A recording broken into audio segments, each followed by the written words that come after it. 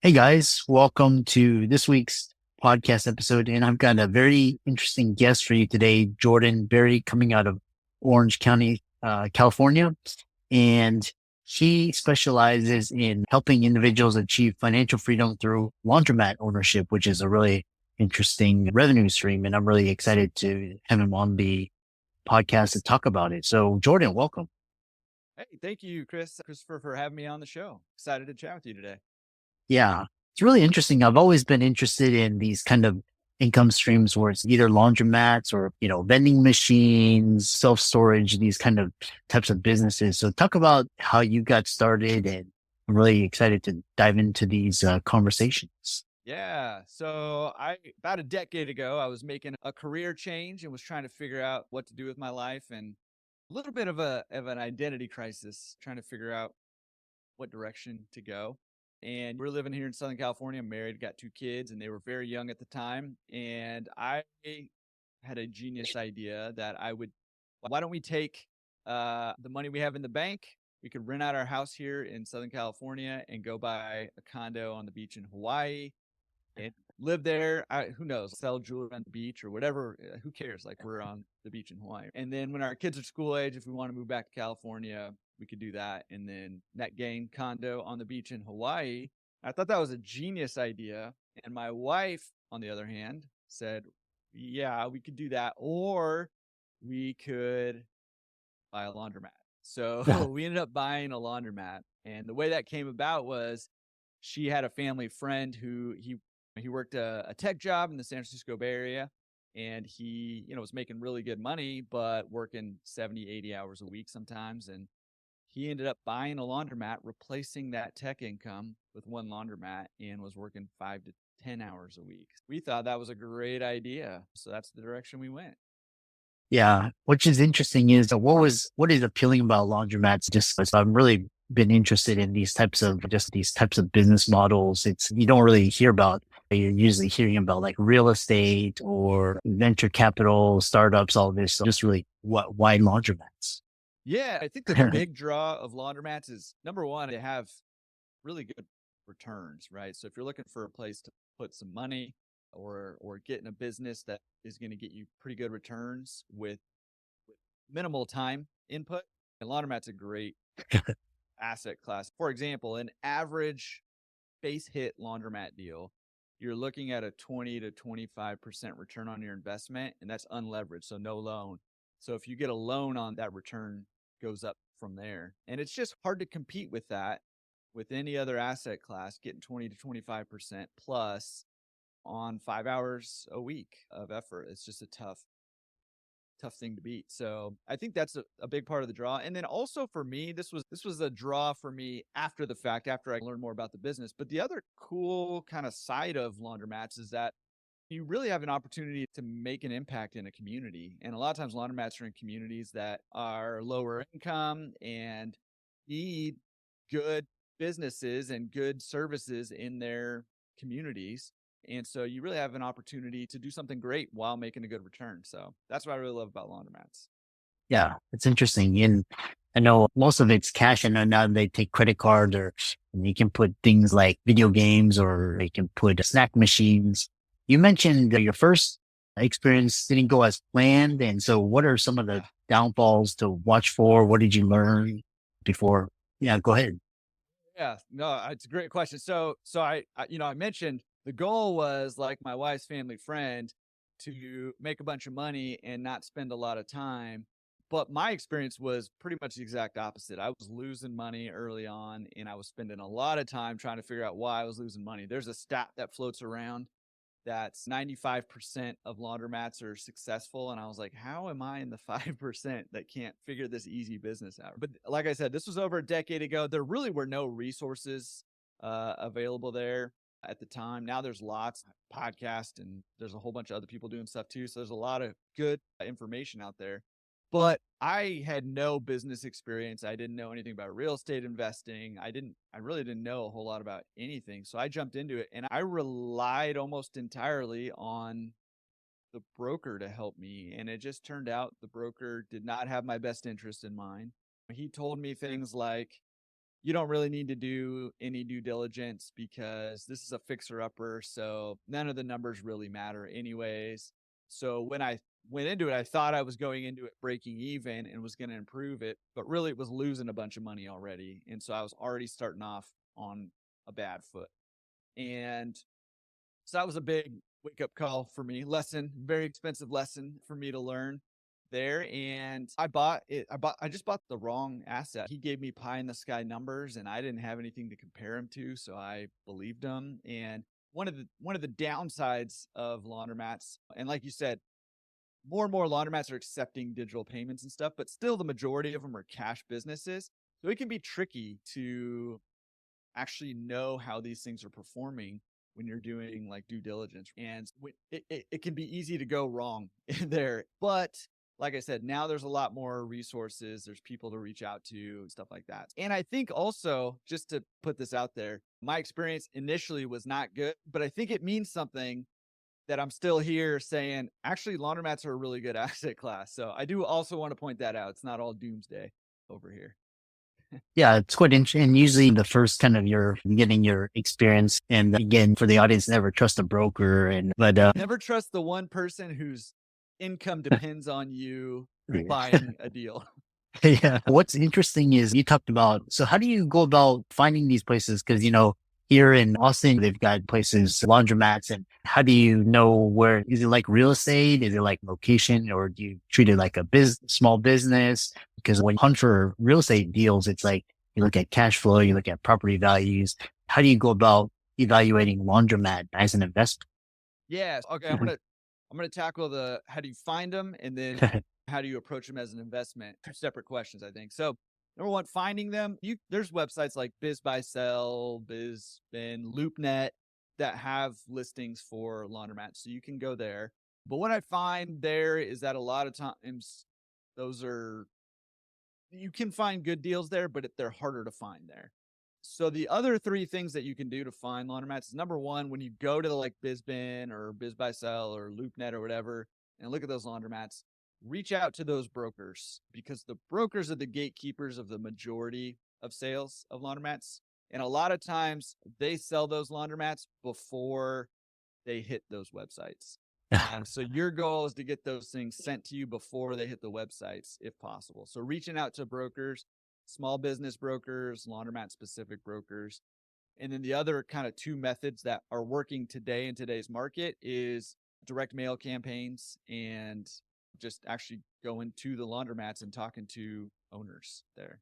So I'll pause before I go to the analysis side of things, but any questions there? No, go ahead, because I have some follow-up questions. Yeah. So once you do find it, then the question becomes, okay, how do I know how much this thing is worth? Right. So like small businesses, like commercial real estate, the value of the business is going to be based on the net operating income. So just so we're all on the same page, I'm sure your audience actually knows, but income minus expenses, before loan payments, taxes, that kind of thing. So that net income. And then for a laundromat, we're actually going to apply a multiple to it. And today, the average multiple is somewhere in the like 4.5 to 5.5 times that net.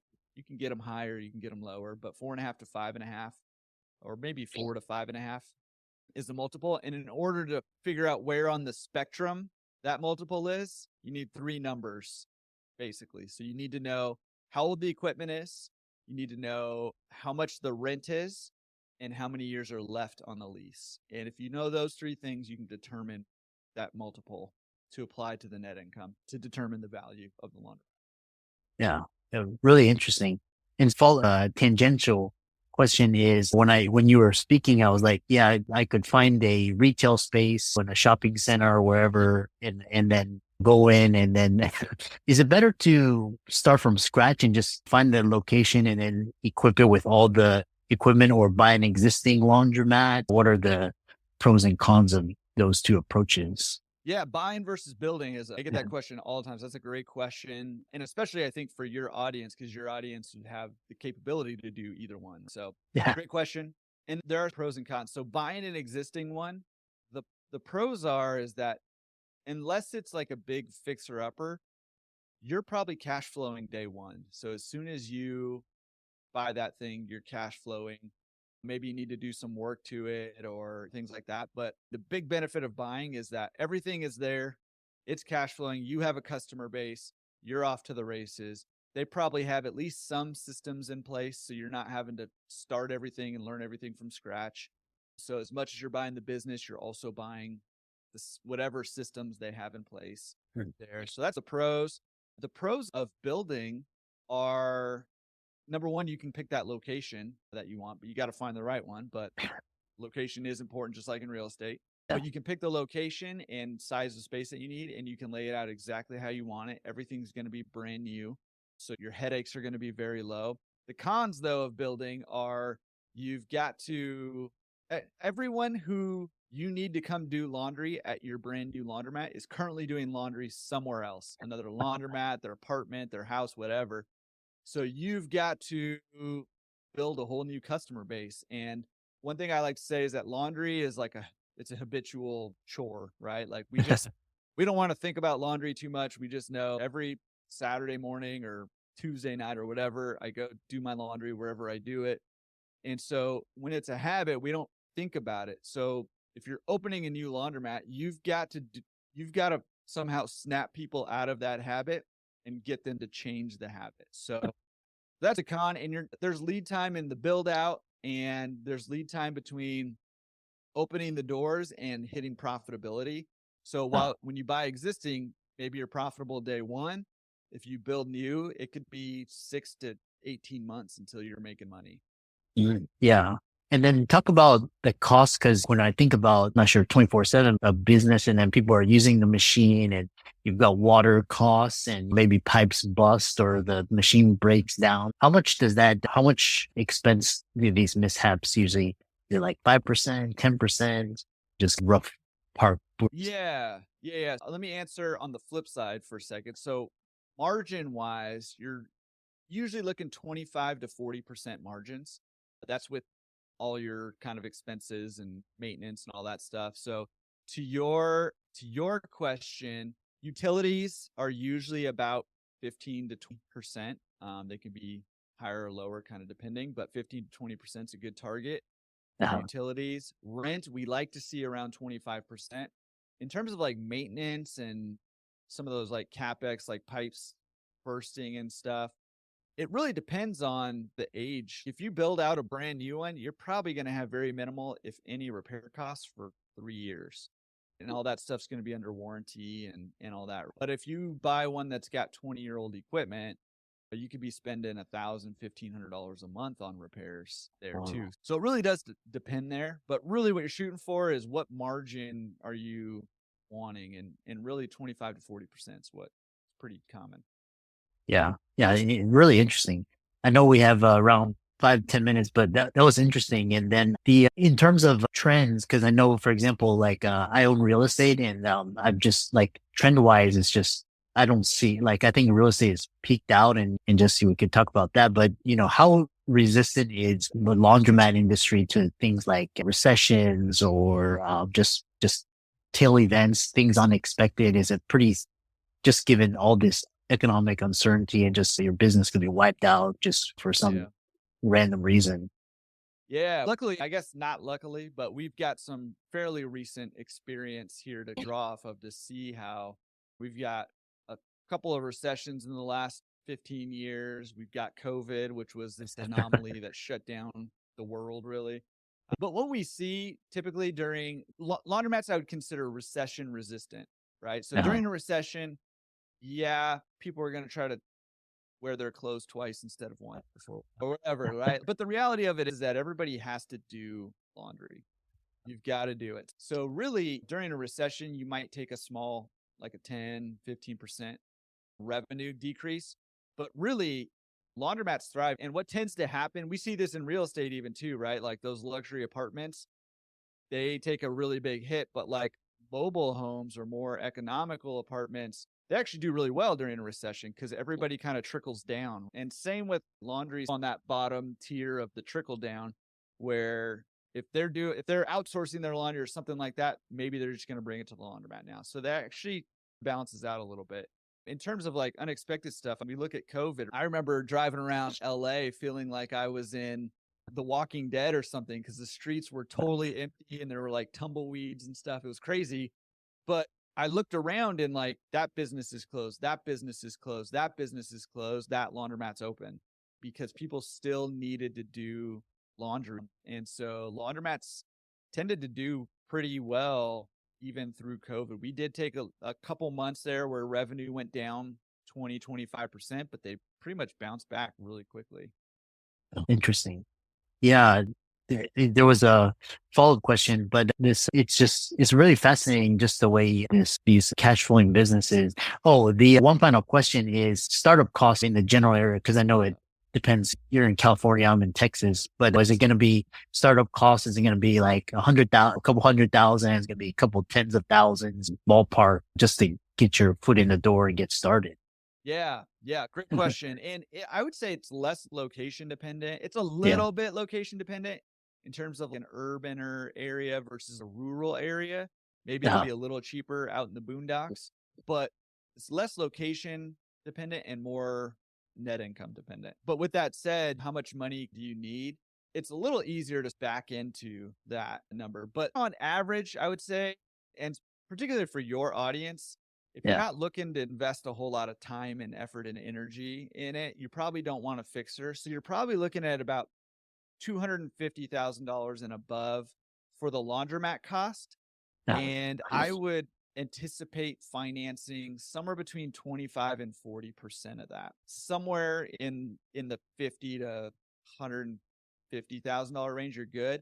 And then obviously you can go up to multiple millions of dollars for laundromats also. So you can go crazy with it too. And then you can buy multiple locations and there's lots of things you can do. But if you're in that $50,000 to $100,000 range, you can probably get a pretty solid cash flowing laundromat. Oh, interesting. Yeah. Really very fact. You've actually spurred my interest in how can people, contact you and find out more about you? Obviously you help people with start up a laundromat business, which is always have a professional helping you and somebody that's guiding you. So how can they reach out to you and work with you, et cetera? Yeah. So I have a platform podcast called Laundromat Resource Podcast. I interview laundromat owners and other kind of industry professionals. You would think that would be a gigantic flop because it's a podcast about laundromats, but it's surprisingly popular over there. Go check that out. Laundromat Resource is the platform. We're on all the socials and YouTube and all that stuff. And we do help people in a lot of different ways. We've got a ton of free information and resources to help you get started. If you're looking for more than that, we've got consultants, and we have a program that takes you from wherever you're at right now all the way through kind of building a laundry empire all the way. And so we put together all the information you need. We've got one-on-one coaching with that. We've got industry relationships. All that stuff is set up. So wherever you're at, whatever you need, if you're just like hey, I just need you to point me in the right direction, we've got all that stuff for free. If you're more like, hey, I don't want to deal with the headache, just tell me everything I need to know. And we've got that too. So laundromatresource.com is the platform. That's really cool. And you help, it's like nationwide, not just in California. Nationwide. We're in Canada, we're in Australia, and we're in a little bit in Europe even. So all over. Really cool. And in fact, awesome. South Africa also. So interesting. And South America. We've got some people in South America. We're all over the place, man. We're not in Antarctica yet. So, yeah, excellent. Yeah, and I really enjoyed this conversation. I love your vibe and your energy. And for the audience, I recommend you check out Jordan's socials and check out his resources, reach out to him. And thanks so much for coming on. Oh, thank you for having me. A lot of fun, and I appreciate it.